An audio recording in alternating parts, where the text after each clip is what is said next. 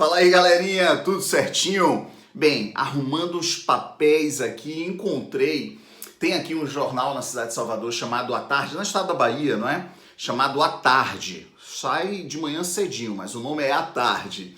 E ele tem uma coluna sobre direito previdenciário. Na verdade, tem um juiz, que é o Luciano Martinez, e ele vai respondendo dúvidas dos leitores sobre direito previdenciário. E eu faço recorte, não é? Todo domingo sai, então eu faço recorte, dou uma lida. E a minha lida sempre é uma lida curiosa para saber o seguinte: vem cá, meus alunos, ex-alunos, saberiam isso aqui ou perguntariam isso porque tem dúvida? Então sempre a minha felicidade é de que, olha, se algum ex-aluno ou aluno tem dúvida nessa passagem é porque de certa forma dormiu ali na hora que eu estava dando aula, ou seja, saiu, foi ali atender a porta, um telefonema e voltou, porque quase tudo que ele trata, a gente trata em sala de aula. E quando eu digo quase tudo é porque tem aspectos ali mais práticos do direito previdenciário que não tem interesse para a prova, beleza? Então nesse vídeo aqui, o que é que eu quero fazer? Eu estava arrumando uns papéis ali, tá até amarelo, tá até meio amarelo aqui. O papel aqui do jornal já estava guardado num local que não é o local onde eu guardo. Então eu estou pegando, arrumando, e aí eu separei aqui o que eu encontrei para que a gente desse uma lida na chamada, e assim a gente abre uma rápida discussão para saber se você saberia responder ou não essa dúvida do leitor, ou se você teria essa dúvida. Então olha só, vamos nessa.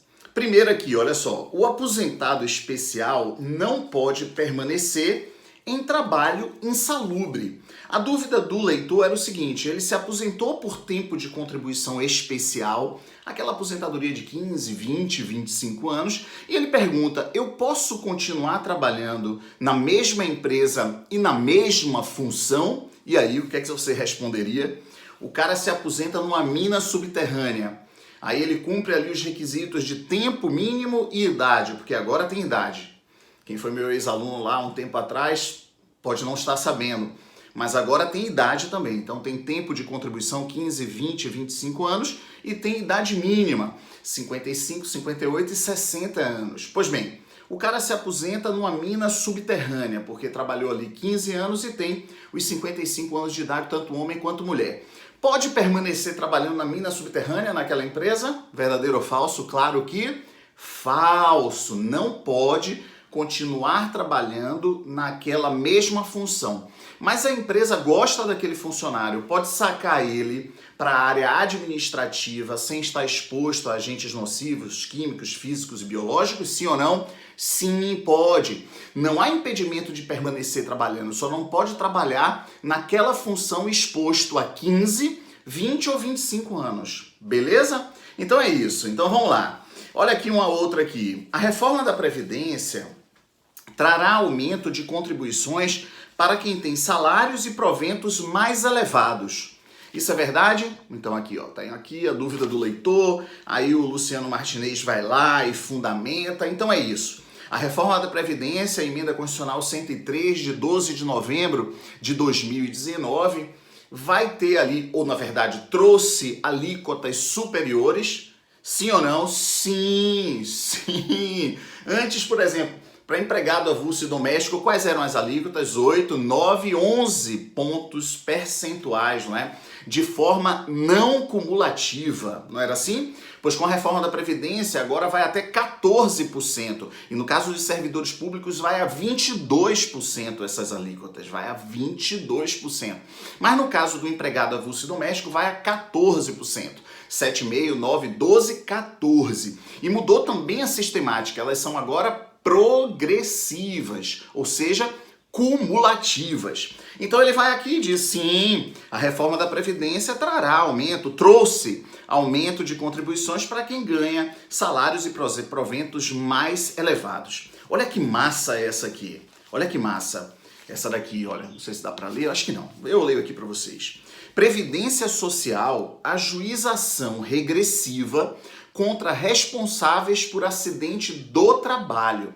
Bem, isso não é uma mudança na legislação, não é uma mudança, A gente não está tratando de mudança aqui, a gente está tratando de dúvidas de leitores, não é? Eu quero saber se você saberia, né? A Previdência Social ajuiza ação regressiva contra responsáveis por acidente de trabalho, sim ou não? Sim, a fundamentação está lá no artigo 120, não é? Da Lei 82/13, quando traz de que a Previdência ajuizará. Na verdade, é um comando, não é? Não é uma opção, uma discricionariedade da Previdência Social. Ela ajuizará ação regressiva com quem der custo a ela, de uma forma desnecessária. Uma novidade,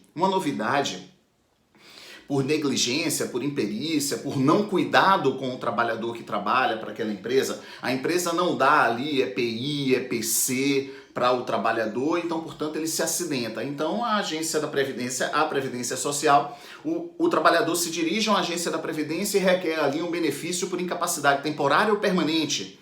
Ou morte, por exemplo, aí o dependente vai porque a empresa não o treinou, não deu equipamentos de proteção individual, não fez equipamentos de proteção coletiva, enclausurar máquinas, enfim, então vai lá, explode aquela máquina e aquele trabalhador morre. Então, portanto, a Previdência ajuiza a ação contra aquela empresa porque, na verdade, foi dado um motivo para conceder benefícios acidentários, enfim, por negligência da empresa no trato com os seus funcionários. Mas tem uma novidade muito importante nesse artigo 120, que diz respeito aos feminicídios, né, ou agressões às mulheres. Então, vamos pensar no caso, marido e mulher, e o marido agride a mulher, e a mulher é servidora não, a mulher é segurada do regime geral. Então ele agride a mulher e essa agressão faz com que ela requeira um benefício por incapacidade temporária ou até mesmo permanente.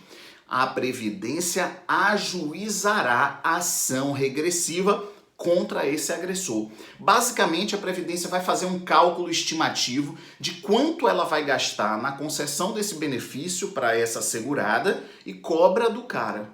Então, isso é muito legal, isso vai ser questão de prova, eu não tenho a menor dúvida que uma pessoa que seja chamada por uma banca para idealizar a questão, que vai passar ali pelo artigo 120 da Lei 82/13. Deixa eu falar aqui com vocês uma outra aqui que é bem legal, ó. Doença de Pagé. Caiu aqui, mas deixa pra lá. Doença de Pagé é o segundo distúrbio ósseo mais comum. Isso aqui não foi uma pergunta, não. Mas eu estava lendo o jornal, não é? Que eu gosto de jornal impresso, hein? Eu leio na internet, enfim, tudo. Mas eu tenho assinatura de jornais impressos, que eu gosto ainda de pegar ali, ó, no objeto, enfim. O fato é o seguinte, doença de Pagé é o segundo distúrbio ósseo mais comum. Quando eu leio essa doença, eu sempre vou lembrar daquelas doenças graves que fazem com que os benefícios por incapacidade não requeiram carência. Beleza? Não requeiram carência. Com o decreto 10.410, essas 15 doenças graves estão já lá no decreto 3048. Antes era na lei 82/13, no artigo 151, a lista das doenças graves. Doença de Pagé é uma dessas doenças graves, mas agora no próprio decreto 3048 a gente já encontra isso, tá joia? Então é só lembrar as doenças graves que vão fazer com que o auxílio por incapacidade temporária e a aposentadoria por incapacidade permanente, elas vão ser concedidas independentemente do número de contribuições prévias. Aqui tem uma que é legal, como eu te falei, não é? Eu peguei aqui uns recortes antigos, não é? E aí agora, olha, esse recorte aqui já não é verdadeiro. Seguro-desemprego sofrerá desconto de contribuição previdenciária. Eu lembro que foi uma MP, eu acho que ele lista aqui. Deixa eu ver se ele lista qual foi a MP. Eu não sei. MP 905, de 11/11, no meu aniversário, de 2019. A MP 905 falou o seguinte, olha, o seguro-desemprego agora será parcela integrante do salário de contribuição. Mas isso não é mais verdadeiro, porque essa MP caiu. Então, o seguro-desemprego continua sendo parcela não integrante do salário de contribuição. E é isso aí. Era isso. Tinham outras aqui situações. Depois eu gravo outro vídeo, se for o caso, trazendo essas outras situações. Forte abraço e vamos juntos nessa caminhada. Eu fico totalmente lisonjeado de que alunos meus, ex-alunos, entendem essa zorra que acontece aí no dia a dia, enfim, que estão aí nos jornais espalhados por todo o Brasil, quando se trata ali de temas previdenciários. Forte abraço e vamos juntos nessa caminhada. Lembrando que a gente está lá com o Aquecendo os Motores 3.0 no Se Joga no INSS.com.br.